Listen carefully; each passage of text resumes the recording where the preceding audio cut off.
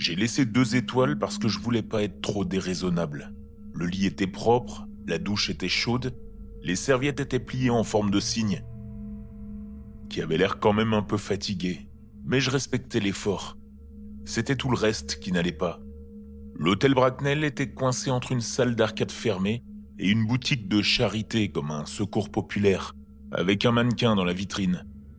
Le hall sentait fort la moquette humide et un produit à base de citron. Un lustre pendait au plafond, comme s'il attendait la permission de s'écraser.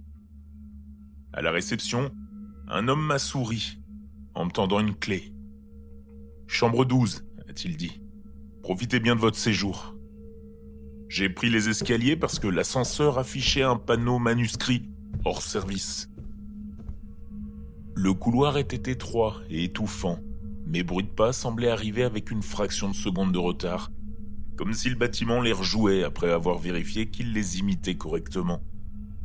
La chambre 12 était au fond. Le papier peint était orné de roses fanées, qui, si on regardait trop vite, ressemblaient à des visages. J'ai posé mon sac et je me suis assis sur le lit. Le lit a soupiré. Pas un bruit de ressort, pas un meuble qui se tasse, un soupir, un vrai, comme une marque de déception. Cette nuit-là, j'ai rêvé que quelqu'un se tenait au pied du matelas, attendant que je dise quelque chose d'important. Je me suis réveillé, la gorge sèche, avec la certitude d'avoir presque retrouvé un nom. Au petit matin, il y avait des griffures à l'intérieur de la porte de l'armoire. 4 traits, puis 4 autres, comme si quelqu'un avait compté le temps. C'est sûrement un vieil immeuble, des souris, le client précédent. Je me suis dit n'importe quoi pour me rassurer. J'ai rendu les clés assez tôt. Le réceptionniste m'a demandé « Tout s'est bien passé ?» Très bien, et je mentis, car son sourire ne bougeait jamais. De retour chez moi, j'ai posté mon avis. 2 étoiles. Je reviendrai pas. Le personnel fixe trop les clients. Armoire griffée de l'intérieur, on a l'impression que la chambre est en train de vous apprendre par cœur. J'ai cliqué sur publier avec ce petit soulagement mesquin.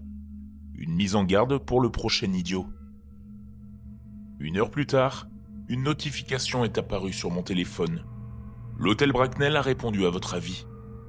Cher client, nous vous remercions pour votre retour.